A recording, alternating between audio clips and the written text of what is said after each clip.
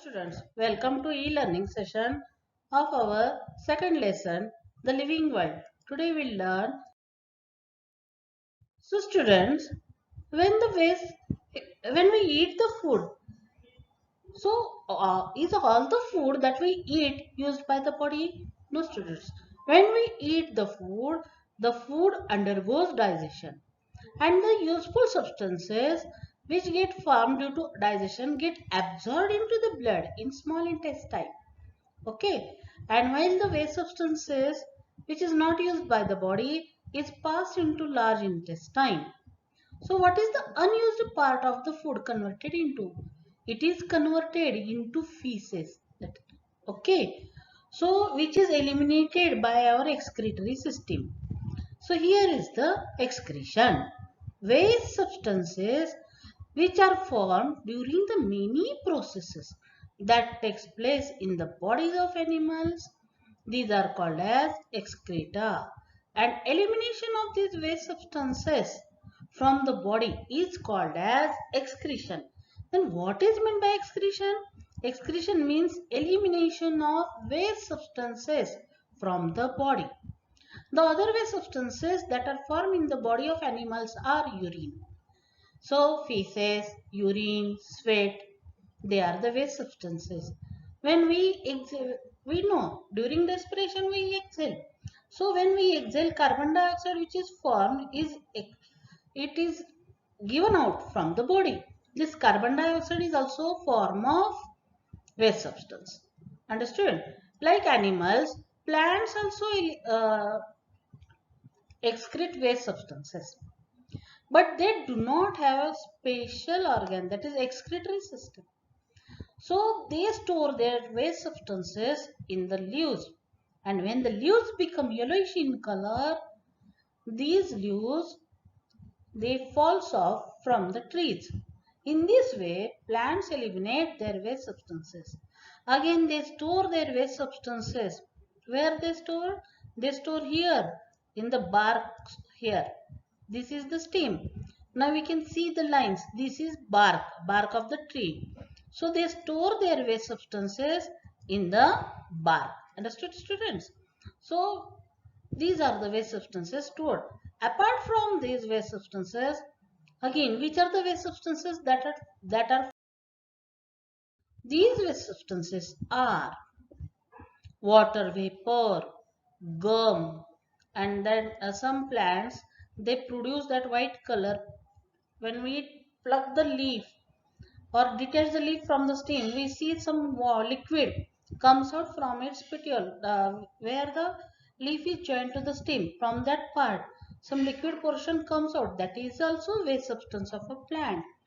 Now there is one activity. Take a transparent bag. See that girl is tying to the leaf, and in this second we can see the bag is tied to the petiole of the leaf, and here keeps in such condition for 6 to 8 hours. After 8 hours, what do we see? We see droplets of water.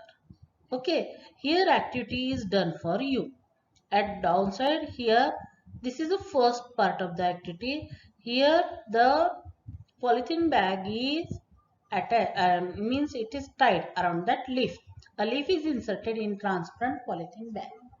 Yes, this is a polythene bag. After 8 hours, when we observed this bag, we saw droplets of water from inside the bag. What it tells us? The leaves have minute pores called as stomata. From that minute pores, that is stomata, water comes out in the form of water vapor. So this water vapor, it enters into the polythene bag because it is tied around the leaf and then turns to droplets of water. Okay. So it is a characteristic. This excretion is a characteristic of living things.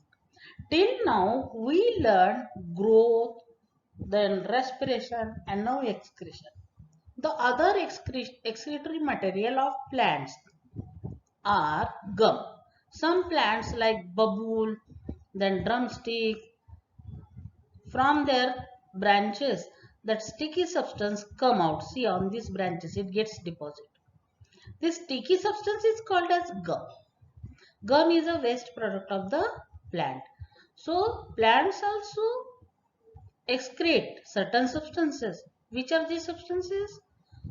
So water vapor, carbon dioxide, this gum, latex are the examples of waste substances.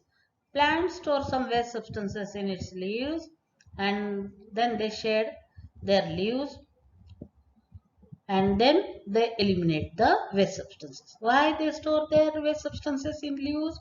Because they do not have special excretory system or organs of Is it excretion. See this droplets? Water activity. droplets? We can see the droplets of water. Okay, that is responsiveness to stimuli. Now see, there are some questions which are asked to you in this textbook. First one, light flashed suddenly into your eyes. What is your action? When someone from the battery, suppose from that batteries, if light is flashed in your eyes, what will you do? You will immediately close the eyes. If by mistake you touch the hot pan, what happens? Or hot cooker, what is your action? You will immediately say, ouch! If your friend pinprick your finger or by mistake pinprick your hand, what happens? You immediately gives response. The leaves of the mimosa plant, when we touch them, they closes at once. That is also response to the certain actions. And during after sunset, what we do? We switch on the bulbs. Why? For the light. Because after sunset, darkness arises. So to see the things clearly, we switch on the light. When we switch on the bulbs, what happens? Sometimes some insects gather around the bulb. What is this? This is response of insects to the light of the bulb. They gather around the bulb, they fly there. This is the response. Then what is meant by responsiveness to stimuli? Responsiveness to stimuli means the movement or the change that take place in a living thing at such time to the action, okay, or at such time to the stimulus. So this action is to the stimulus is called as responsiveness to stimuli. Again one time, the movement or the change that takes place in the living things at such time in response to the stimulus. For example, if we are helping our mother and by mistake if we touch, when our mother is cooking and if we are helping, by mistake we touch the hot cooker, what we do? Feeling very happy, very nice. We say like this? No, we immediately remove our hand away from the cooker by saying ouch. Not like this, but different way. Ouch! Understood? So this is nothing but responsiveness to stimuli. During rain, what we do? We hide ourselves. Okay, see, this is the response of mimosa leaves. Now see, touch to that leaves. How nicely they are closing. See, plants also respond. This is the response of the plants to the touch. Now here our finger is a stimulus. When we touch the leaf gives response. Then what is the stimulus? This is the stimulus means the thing to which living thing gives response. Here mimosa is giving response. Hence this finger is called as stimulus. See here downside also. The boy is responding to the stimulus. Now got the what is meant by responsiveness to stimuli? Responsiveness to stimuli means the movement or the change taking place in a living thing at such time to is their response to the. Now this is the plant which is kept near the window. Now in order to from inside, okay. Now in order to get the sunlight, this plant bent towards the window. Before Keeping it inside, the plant was straight. But when it is kept near a window inside the house, what happens? These plants, it needs sunlight, so these plants bend towards the window. This is nothing but response of the plant to get the sunlight. Then what is stimulus here? Here stimulus is sunlight. Okay, who is giving response to the sunlight? Plant stem. Now in second example, see, we can see earthen pot and we can see the roots also. Now here the earthen pot kept here horizontally. Understood? So such arrangement means as a result the stem of the plant it grows towards the sunlight. For what purpose? To get the sunlight. At the same time the roots of the plant it goes towards the ground. We know that roots grows inside that soil. For what purpose? To absorb water. So here roots they are growing towards the soil or towards the ground. This is the response of the root in search of water, and here the stem is giving response to the sunlight. Here the stem needs sunlight. For that purpose it grows towards the sunlight. Okay students. Now next part is reproduction. Living things give birth to another living things like themselves. It is called as reproduction. Animals reproduce by two ways. One, by hatching, by laying eggs. Some animals they lay eggs, hatches them, and then their young one come out. It is called as oviparous reproduction. While some animals directly give birth to their young one.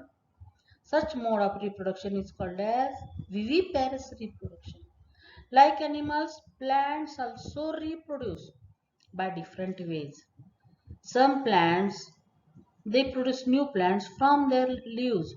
So this is a bryophyllum leaf. Now from the corner of the leaf, it is called as edge. We can see new plants. See from the leaves how many plants are developing. So some plants develop from the leaves while some plants develop. For example, see this is a potato. Now it is a rainy season. We can see the sprouting of the potato. This is a potato bud. From the notch we see the sprouts. The downside fibrous part of this potato is called as root.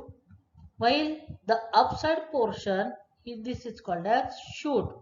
Okay students. So this root and shoot it develops from that potato during favorable condition, and when we plant it, what happens? It is an underground part of the potato plant. It develops into new plant, it bear flowers and new potato grows from it. But we know that potato grows under the soil, and means from one potato, see how many potatoes are produced. Okay, this is from the underground stem, while it is a stem cutting of a rose plant. When we insert one stem cutting in an earthen pot, after some days it develops leaves and it bears flowers. Reproduction shown by the plants. Okay. Now here distinguish between oviparous animals and viviparous animals. Oviparous animals means animals that lay eggs, hatches them, and then their young one come out of the eggs. Such mode of reproduction is called as oviparous reproduction. Most of the birds, means birds, some snakes, then frogs, fishes, lizard, okay, are the examples of oviparous animals. Can you tell the viviparous animals? Yes, these two are the examples that you like to make them pet. First one, dog, and we can see puppies, and cat and its beautiful kitten. And then apart from these animals, horse, that is mare and her foal. Then we human being are also viviparous animals. You just write down the animals that are viviparous and that you see in your surrounding. Here we are finishing this part, that is up to reproduction. Now tell me the characteristics of living things till we learn now. First one, growth. Second one, respiration. Third one, excretion. Fourth one, responsiveness to stimuli. And fifth one, reproduction. Till now we learn this much. Okay students, do one thing, observe these two videos again and learn each and everything. I hope you like this video. Thank you. Have a nice